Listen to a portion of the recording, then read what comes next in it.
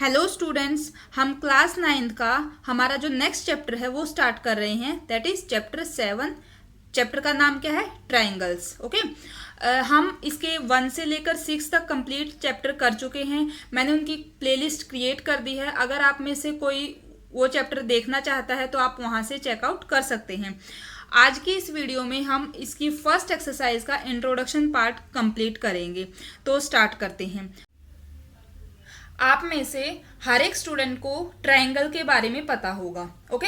जैसे आप इसको और इसको, इन तीनों शेप्स को देख के आप ये बता सकते हैं कि जो ये तीनों शेप हैं हमने ड्रॉ की हैं, ये किसकी हैं? ट्रायंगल की हैं।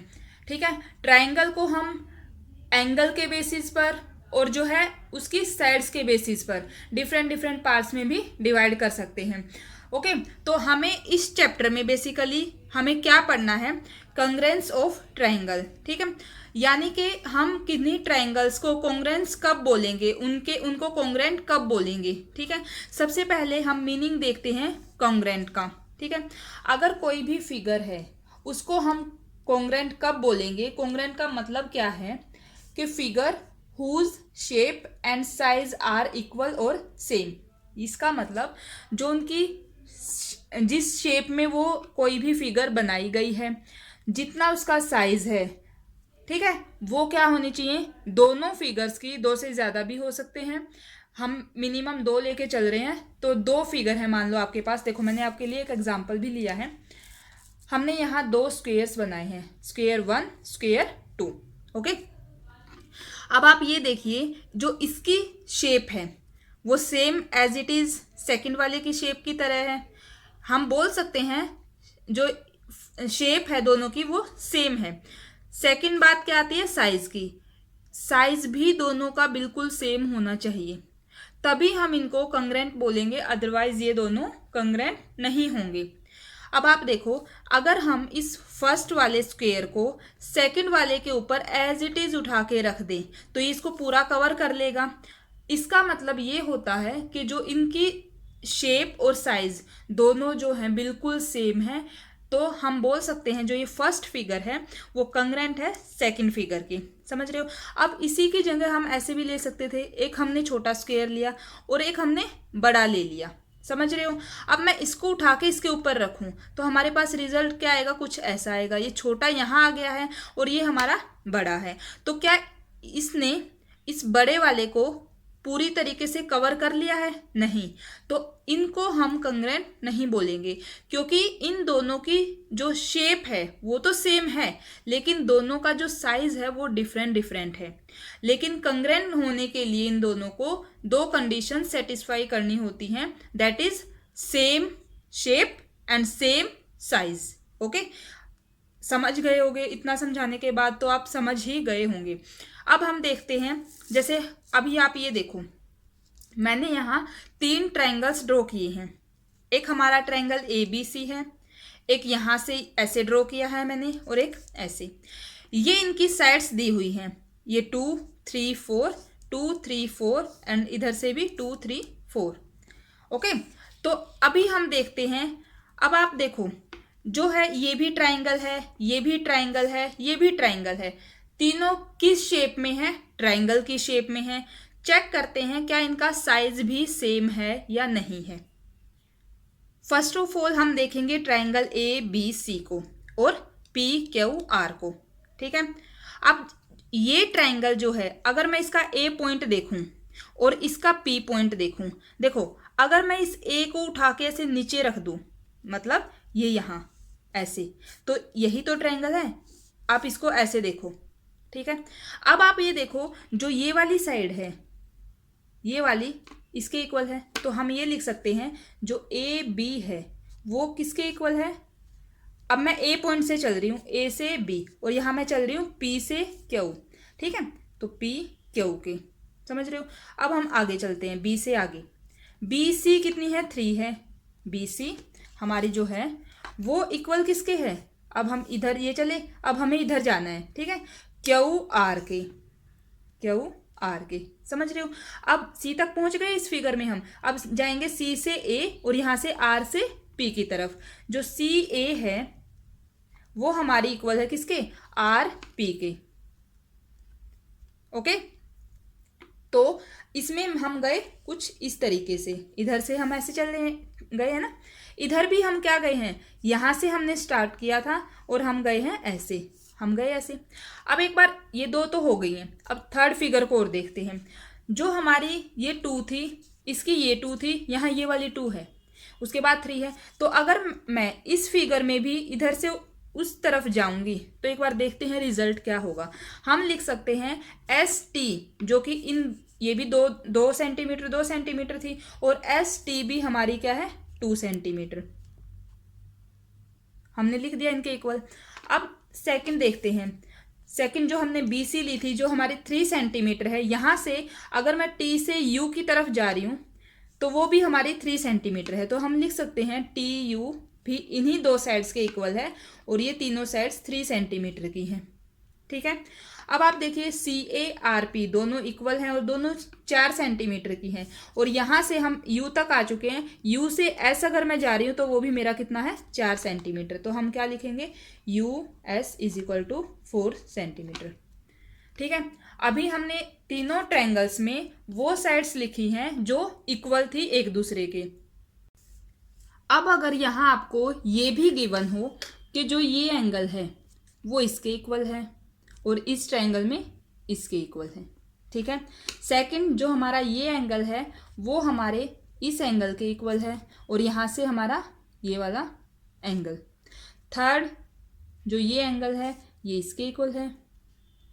ठीक है, और यहां से इसके इक्वल है। अगर ये भी गिवन हो तो हम क्या लिखेंगे, एंगल ए वो इक्वल है एंगल पी और एंगल एस के। फिर हम क्या लिखेंगे, एंगल बी इक्वल है किसके, एंगल क्यू और यहां से एंगल टी।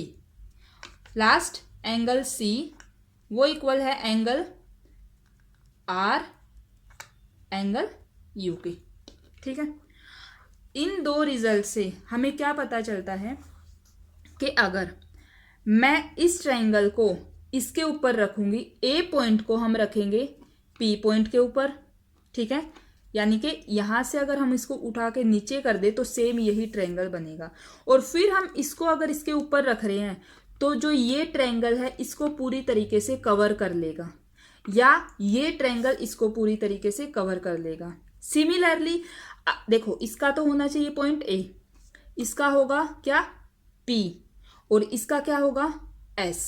समझ रहे हो, जो हम ये एंगल्स लेके चले ए पी एस, तीनों पॉइंट्स को अगर हम एक दूसरे के ऊपर रखें, बी पॉइंट को, क्यू पॉइंट को, टी पॉइंट को अगर एक दूसरे के ऊपर रखें, या फिर सी को, आर को और यू को एक दूसरे के ऊपर रखें, तो हम क्या रिजल्ट देखेंगे कि जो तीनों ट्रायंगल्स हैं एक दूसरे को पूरी तरीके से कवर कर लेंगे। समझ रहे हो, ये तो हमने देखा एंगल के बेसिस पर कि वो कैसे एक दूसरे को कवर कर रहे हैं। हम दूसरा ये भी बोल सकते हैं कि जो इस ट्रायंगल की अगर बात करें ए बी सी की, इसकी जो ए बी साइड है वो कवर कर लेगी पी क्यू साइड को। ठीक है, और या ये बोल सकते हैं जो ए बी साइड है वो कवर कर लेगी एस टी साइड को, पूरी तरीके से उसको ढक लेगी। ठीक है, अगर यहां से बात करें, अगर हम सिर्फ इन दो ट्रायंगल्स की बात कर रहे हैं तब हम क्या बोलेंगे, बी सी कवर कर लेगी क्यू आर को और सी ए कवर कर लेगी आर पी को। ओके, अब थर्ड बात जो आती है, तीसरा पॉइंट जो है, एक फर्स्ट पॉइंट हमने देखा एंगल के बेसिस पे, सेकंड पॉइंट मैंने बोला साइड्स के बेसिस पे, थर्ड पॉइंट जो है वो क्या है, अगर हम इनके वर्टिसेस की बात करें, जो ये पॉइंट है कॉर्नर है हमारे, हम क्या बोलेंगे, जो ए है, ठीक है, वो किसको कवर करेगा, पी को, जो बी है वो क्यू को, और जो सी है वो किसको, आर को।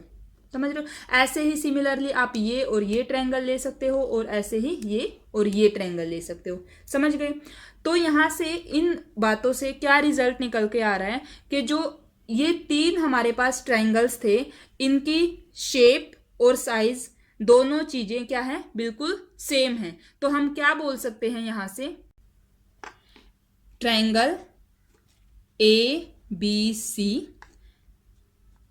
Congruent to triangle P Q R, ये कंग्रेंट का साइन होता है, ठीक है। अब आपको इसी चीज में ध्यान रखना है। देखो हमने लिखा ABC, इस ट्रायंगल में मैंने ऐसे लिखा है, यहां भी मैं वही साइड पहले लिखूंगी जो, जैसे देखो अगर A एंगल P के इक्वल है तो मैंने P ही पहले लिखा है, और B हमारा Q के इक्वल था, C हमारा R के। आप फिगर से भी देख सकते हो, यहां से मैं A से ऐसे गई हूं तो मैं P पॉइंट लेके भी मैंने ऐसे ही नाम लिखा है PQR, समझ रहे हो। इस रिजल्ट से हमने अगर ऐसा लिखा है तो हमें इसी फॉर्म से क्या क्या पता चल सकता है। देखो AB को देखो और PQ को देखो, जो AB है वो हमारी PQ के इक्वल है, ये रिजल्ट समझ रहे हो। अब आप इन दोनों को देखो, BC और इन दोनों को QR, BC QR के इक्वल थी, ठीक है ना। अब आप इनको देखो AC, या फिर आप यहाँ थर्ड पे पहुंच गए ना, CA वो किसके इक्वल है, RP के, ये देखो। तो यहां से आपको ये रिजल्ट पता चल गया होगा कि जो ये हमारा लिखने का मेथड है वो भी कितना इम्पोर्टेंट है। यहाँ ये तो साइड्स देखी, आप एंगल भी चेक कर सकते हो। यहाँ से देखो AP के इक्वल था, मैं बता चुकी हूँ आपको पहले ही, B जो है वो Q के इक्वल, और C जो है वो R के इक्वल, समझ रहे हो। तो जो ये हमारा मेथड है, हम इसको कैसे लिख रहे हैं वो बहुत इम्पोर्टेंट है, ठीक है। एक और चीज आप देख सकते हैं, देखो अगर मैं C को उठा के आगे लिख दूं, मैं लिखूं एंगल ट्रायंगल C फिर AB, इसको मैं यहां ले आई तो यहां से भी लास्ट वाले को ही आगे हम लिखेंगे, कंग्रेंट होगा किसके, ट्रायंगल RPQ के। आप चेक कर सकते हो। देखो हम अब C पॉइंट से चल रहे हैं, CAB, और यहां से हम R पॉइंट से चल रहे हैं RPQ, समझ रहे हो, ऐसे इस तरीके से। या फिर आप जैसे हम मान लो A को पीछे ले गए तो यहां से भी मैं फर्स्ट वाले को पीछे ले जाऊंगी, समझ रहे हो, ऐसे हम लिख सकते हैं। लेकिन इसको हम ऐसे बिल्कुल नहीं लिख सकते कि जो हमारा ट्रायंगल, मान लो मैंने लिख दिया ABC, वो कंग्रेंट है किसके, ट्रायंगल QRP। क्यों, चेक करते हैं। एक पहले इसको चेक करेंगे फिर इसको। देखो क्या C हमारा R के इक्वल था, C R के बिल्कुल था। क्या हमारा A P के इक्वल है, A P के इक्वल था, बिल्कुल सही है। B Q के इक्वल था, B Q के। एंगल बिल्कुल सेम है। साइड्स की बात करते हैं, क्या जो CA थी वो RP थी, यस बोथ आर इक्वल। जो AB थी वो PQ थी, यस। और जो मेरा BC या CB था वो हमारा किसके, QR के इक्वल था। तो ये जो मेथड यहां से हमने सीखा वो तो है ठीक। अब यहां से इसको चेक करके देखते हैं, यहां से क्या रिजल्ट निकल के आ रहा है। क्या आ रहा है, देखो हमने यहाँ क्या किया है, मैंने ये तो ABC इसको तो ठीक रखा है, और यहां से है ना P को हमने पीछे शिफ्ट कर दिया। मैंने बताया अगर हम यहाँ से इसको पीछे शिफ्ट कर रहे हैं तो हमें यहाँ भी उसके नाम लिखते हुए उस लेटर को भी, जैसे हम ट्रायंगल का नाम लिख रहे हैं उसको भी हमें शिफ्ट करना पड़ेगा, ठीक है। तभी उन दोनों ट्रायंगल्स को हम क्या बोलेंगे, कॉन्ग्रेंट बोलेंगे। अब यहाँ से अगर हम चेक करें तो आप देखो क्या A Q के इक्वल है, A तो P के इक्वल था। तो फर्स्ट से ही हमें पता चल रहा है कि ऐसा ये चीज और ये चीज दोनों सेम नहीं है, ये हमारा गलत है, ठीक है।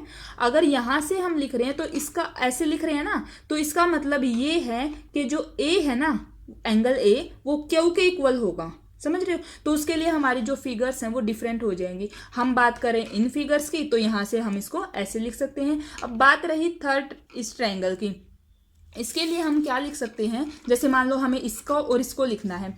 यहां से अगर मैं P पॉइंट से स्टार्ट करूं ऐसे, तो हम लिख रहे हैं triangle PQR congruent to triangle, यहां हम कहां से जाएंगे, S से इधर की साइड STU, ठीक है। तो आप इस लिखने वाले मेथड को भी अच्छे से ध्यान रखेंगे, क्योंकि आप यहां इसको देख के ये बता सकते हैं कौन सा एंगल किस एंगल के इक्वल है, या कौन सी साइड किस साइड के इक्वल है, दोनों ट्रायंगल्स को जब हम कंपेयर करते हैं। तो आई होप यहां तक अच्छे से समझ में आ गया होगा। अब देखते हैं नेक्स्ट पॉइंट। नेक्स्ट हम देखते हैं कुछ एक्सियोम्स के बारे में पढ़ेंगे एंड आगे कुछ थ्योरम्स के बारे में भी पढ़ेंगे। सबसे पहले ये देखते हैं SAS कंग्रेंस रूल। यहाँ SAS का क्या मतलब है? S for side, A for angle, S for side, that means side angle side congruence rule. इसमें क्या होता है? Two triangles are congruent if two sides and the included angle of one triangle are equal to the sides and the included angle of other triangle. ठीक है, यानी कि किसी भी ट्रायंगल की, किसी एक ट्रायंगल की अगर हम बात करें, दो तो साइड्स, ठीक है, और उनके बीच का एंगल, जैसे एक साइड हम ये ले रहे हैं, दूसरी अगर ये ले रहे हैं, तो इन दोनों के बीच में यही एंगल है ना, इसको बोलेंगे इंक्लूडेड एंगल, जो कि इन दो साइड्स के बीच में है। यहां से अगर ये दो साइड्स और इनके बीच का ये एंगल दूसरे ट्रायंगल की दो साइड्स और इंक्लूडेड एंगल के दोनों इक्वल हैं, मीन्स ये साइड इसके, ये एंगल इसके और ये साइड इसके, अगर ऐसा है तो हम इन दो ट्रायंगल्स को एक दूसरे के साथ कंग्रेंट बोल सकते हैं। यही इसमें बोला गया है SAS कंग्रेंट रूल में। ठीक है, तो आप देखो यहाँ ये फिगर बनाई हुई है, यहाँ से मान लो AB 2 है जो कि PQ के इक्वल है, हम लिख देते हैं AB इक्वल है किसके? PQ के। फिर अब बात आती है एंगल पे, एंगल B इक्वल है एंगल Q के, और एंगल BC वो इक्वल है किसके? QR के। ये साइड हो गई है, ये हमारा एंगल हो गया है और ये साइड हो गई है, तो यही है हमारा SAS रूल। ठीक है, तो अगर ऐसा है तो हम वहाँ क्या डायरेक्ट क्या लिख सकते हैं? साइड एंगल साइड रूल से ये जो दोनों ट्रायंगल्स हैं वो कंग्रेंट हैं। ओके, अभी हम नेक्स्ट पॉइंट देखते हैं, that is corresponding parts of congruent triangles. Short form क्या है? CPCT, corresponding parts of congruent triangle. ठीक है, अब ये क्या होता है? देखिए यहाँ से इसी एग्जाम्पल से हम ये देख चुके हैं कि जो हमारा ट्रायंगल ABC है वो कॉन्ग्रेंट है किसके? ट्रायंगल PQR के। ठीक है, जब दो ट्रायंगल्स हम कॉन्ग्रेंट प्रूव कर चुके हैं तो जो उसके कोरस्पॉन्डिंग पार्ट्स हैं वो भी इक्वल होते हैं। ठीक है, यही हम यहाँ पढ़ रहे हैं, corresponding parts of congruent triangle are equal. अब कोरस्पॉन्डिंग पार्ट्स कौन से हैं? देखो ये दो हमारे पास ट्रायंगल हैं, जो ये हमारा C एंगल है इसके कोरस्पॉन्डिंग हमारा ये एंगल हो गया R। तो इसका मतलब ये हुआ जब ये दोनों ट्रायंगल्स एक दूसरे के साथ कंग्रेंट हैं तो हम लिख सकते हैं कि जो हमारा C है, एंगल C, वो इक्वल होगा एंगल R के। समझ रहे हो? जो हमारा A एंगल है वो किसके इक्वल होगा? P के, क्योंकि जो A है वो P के कोरस्पॉन्डिंग एंगल है। एक तरीके से आप ये बोल सकते हो, जब मैंने इस फिगर को उठा के इसके ऊपर रखा तो P के ऊपर कौन सा एंगल आ रहा है? हमारा A आ रहा है ना, तो वो उसका कोरस्पॉन्डिंग हो जाएगा। B के ऊपर Q आएगा तो ये इसका कोरस्पॉन्डिंग है, और C के ऊपर R आ रहा है तो ये इसका कोरस्पॉन्डिंग एंगल हो जाएगा। समझ रहे हो? तो मैं यहाँ से लिखूंगी, देखो B तो Q के ऑलरेडी इक्वल था ही, हम इस रूल में देख चुके हैं वो तो अब एक कौन सा बच गया हमारे पास कि एंगल जो A है और जो एंगल P है ये दोनों एक दूसरे के इक्वल होंगे। अब ये तो हो गए हैं हमारे, देखो एक एंगल यहाँ कर चुके थे इक्वल, दो यहाँ कर लिए। अब देखते हैं साइड्स की, ये साइड इसके इक्वल गिवन थी, ये इसके इक्वल गिवन थी, तो अब AC किसके कोरस्पॉन्डिंग होगी? PR के, वो भी इक्वल होगी, AC इक्वल होगी किसके? PR साइड के। समझ रहे हो? और जो हमने ये इन तीनों चीजों को, इन तीनों बातों को एक दूसरे के इक्वल रखा है, लिखा है, तो उसका रीजन क्या लिखते हैं हम? CPCT, that means corresponding parts of congruent triangle are also equal। समझ रहे हो? तो यही था हमारा CPCT। तो आपको ये बात ध्यान रखनी है, जब कोई दो ट्रायंगल्स कंग्रेंट हैं तो वो जिस भी रूल से कंग्रेंट हुए हैं, ठीक है, उसके बाद जो उनके रिमेनिंग कोरस्पॉन्डिंग पार्ट्स हैं वो इक्वल होंगे बाय द रूल CPCT। अब देखते हैं नेक्स्ट पॉइंट। नेक्स्ट हमारे पास ये थ्योरम है ASA कंग्रेंस रूल। ठीक है, इस थ्योरम में हम कौन सा रूल देख रहे हैं? ASA। ठीक है, इससे पहले हम कौन सा किया? हमने SAS। अब यहाँ जो ये ASA है, angle side angle, two triangles are congruent if two angles and the included side. देखो फिगर से देखो, ये तो दो एंगल हो गए और ये इनकी इंक्लूडेड साइड हो गई है, ठीक है। किसी एक ट्रायंगल के दो एंगल्स और उनकी इंक्लूडेड साइड किसी दूसरे ट्रायंगल के वही दो एंगल्स और एक इंक्लूडेड साइड के अगर इक्वल है तो हम दोनों ट्रायंगल्स को क्या बोलेंगे, कंग्रेंट बोलेंगे। अब हमें इस थ्योरम का प्रूफ भी करना है, प्रूफ करके बताना है। तो उसके लिए आप देखो, हम यहाँ से क्या लेके चल रहे हैं। मान लो अभी इसने क्या बोला कि दो तो एंगल्स और उनकी इंक्लूडेड साइड, तो यहाँ से हम मान लेते हैं फिगर से जो बी है ना वो इक्वल है ई के, बी ई के जो हमारा गिवन है, ठीक है। और जो सी है वो एफ के इक्वल है, सी एफ के इक्वल है। और साइड कौन सी है, बी सी इक्वल है ई एफ के। ये सारी बातें तो हैं गिवन। हमें प्रूव क्या करना है कि जो ट्रायंगल ए बी सी है वो कंग्रेंट है किसके, ट्रायंगल डी ई एफ के। ओके, जब हम इस थ्योरम का प्रूफ कर रहे हैं तो सबसे पहले आप ये देखिए, ये तो बिल्कुल कॉमन सेंस की बात है कि अगर ये ट्रायंगल हम और इस ट्रायंगल को अगर हम देखते हैं, यहाँ से दो ही पॉसिबिलिटीज निकल के आती हैं। एक साइड ले लेते हैं कोई भी, जैसे मैंने ए बी और डी ई को कंसीडर करते हैं, ठीक है। या तो ऐसा होगा कि ए बी डी ई के इक्वल होगी, या फिर क्या क्या केस हो सकता है कि इसके इक्वल नहीं होगी। यही दो बातें हो सकती है ना, कि या तो ये इसके इक्वल हो सकती है या इसके इक्वल नहीं होगी। तो दोनों केसेस को अलग अलग लेके चलते हैं। पहले लेते हैं कि जो ए बी है वो डी ई के इक्वल है। हम लिख लेते हैं कि जो ए बी है अगर वो डी ई के इक्वल है, ये हमने अज्यूम किया, माना है, ठीक है। अगर ये साइड इसके इक्वल है और ये एंगल तो गिवन था ही कि एंगल बी ई के इक्वल है, ठीक है। और ये बी सी साइड भी थी ई एफ के इक्वल।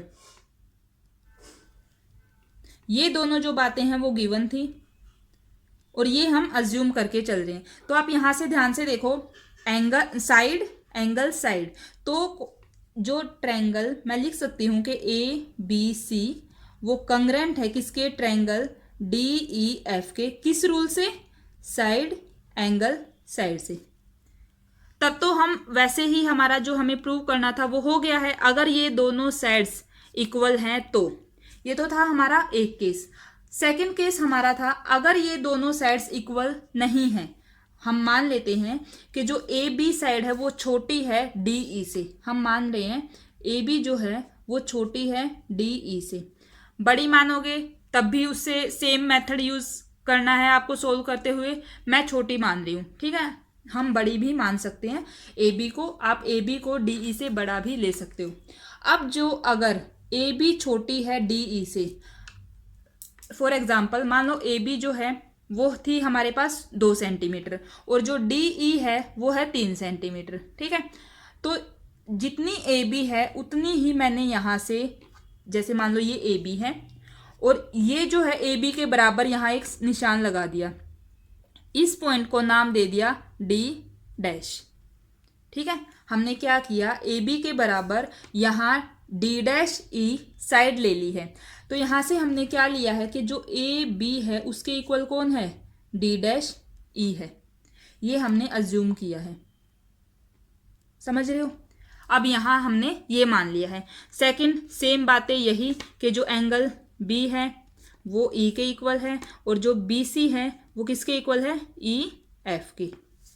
ये दोनों बातें क्या थी, गिवन थी, समझ रहे हो। तो यहाँ से भी हम यहाँ से क्या लिखेंगे, देखो हम अगर इस पॉइंट को ज्वाइन कर दें, यहाँ से अगर हम इस पॉइंट को ज्वाइन कर देते हैं तो हम क्या लिखेंगे, A B C means triangle A B C वो कंग्रेंट है किसके, triangle D dash E F के।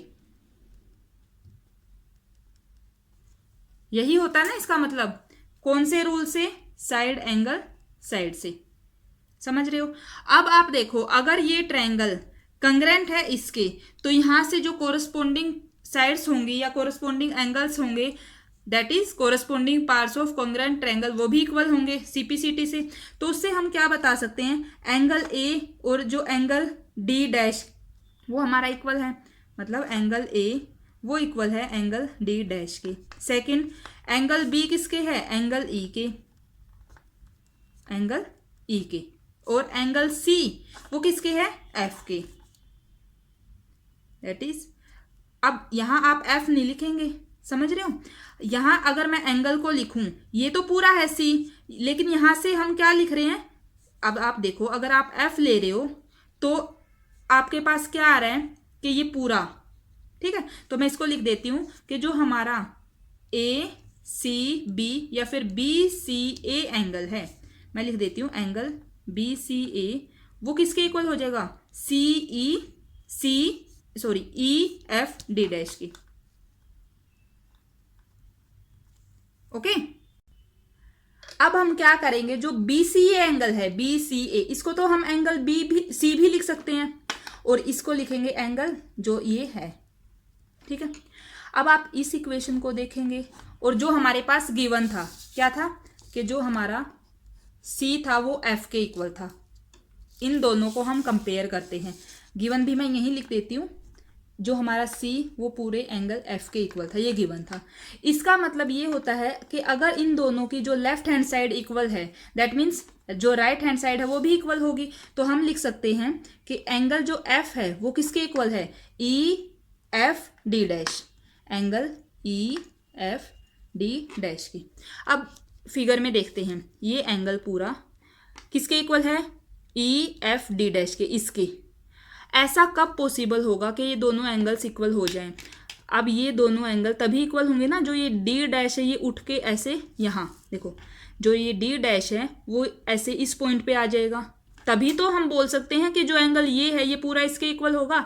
इसका मतलब जो डी डैश पॉइंट है वो किसके ऊपर आ जाएगा, डी के ऊपर। हम ये बोल सकते हैं कि ऐसा तब पॉसिबल है अगर ऐसा है, जो कि हम प्रूव कर चुके हैं। तो डी पॉइंट और डी डैश है वो क्या कर रहे हैं, कोइंसाइड कर रहे हैं, यानी एक दूसरे के ऊपर आ रहे हैं। डी और डी डैश कोइंसाइड कर रहे हैं, ठीक है, एक दूसरे के ऊपर आ रहे हैं। अब अगर ये एक दूसरे के ऊपर है, मतलब ऐसा तो कोई पॉइंट ही नहीं है जो डी डैश होगा वो डी के ऊपर ही लाई कर रहा है। दैट मीन्स डी और डी डैश पॉइंट एक ही हैं। अगर ये दोनों एक हैं तो हम जो हमने ये रिजल्ट लिखा था ये वाला, यहाँ डी डैश की जगह क्या लिख सकते हैं, डी। समझ रहे हो, क्योंकि हमने प्रूव किया है कि जो डी पॉइंट है वो डी डैश, दोनों पॉइंट्स सेम हैं। तो हम यहाँ लिखेंगे, इस रिजल्ट में हम लिखेंगे क्या, ट्रायंगल ए बी सी वो कंग्रेंट है किसके, डी डैश की जगह मैं क्या लिखूंगी, डी, डी ई एफ। और यही चीज हमें क्या करनी थी, यही चीज हमें यहाँ प्रूव करनी थी। समझ रहे हो।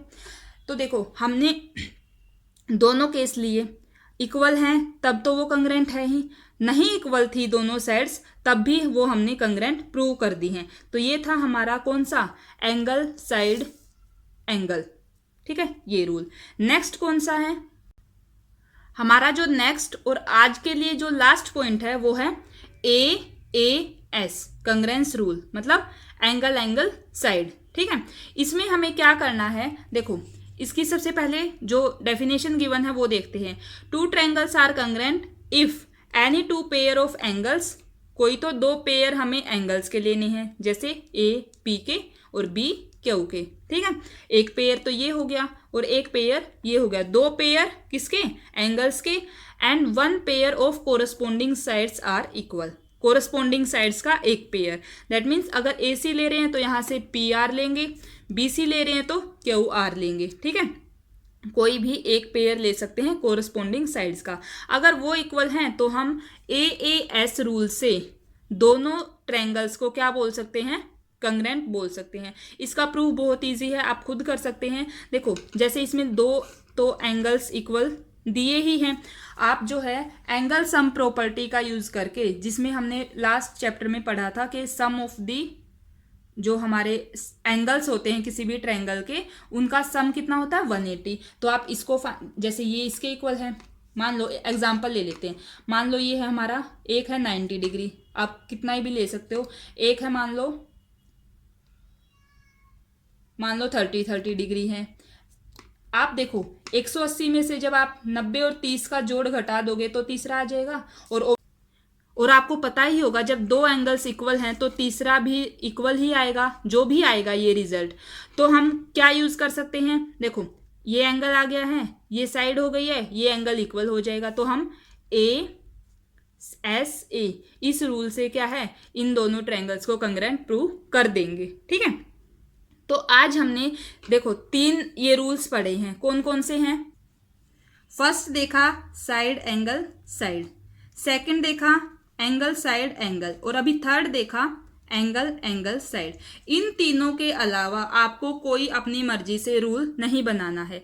ये तीनों रूल यूज होंगे ट्रायंगल्स को कंग्रेंट प्रूव करने के लिए। इन्हीं का यूज हम करेंगे एक्सरसाइज के क्वेश्चंस सोल्व करने के लिए, जो कि हम कल सोल्व करेंगे। तो फ्रेंड्स, अगर आपको मेरी वीडियोस अच्छी लग रही हैं, आपके लिए हेल्पफुल हैं, तो प्लीज़ वीडियो को लाइक करना, चैनल को सब्सक्राइब करना और अपने फ्रेंड्स के साथ शेयर करना। Thank you so much.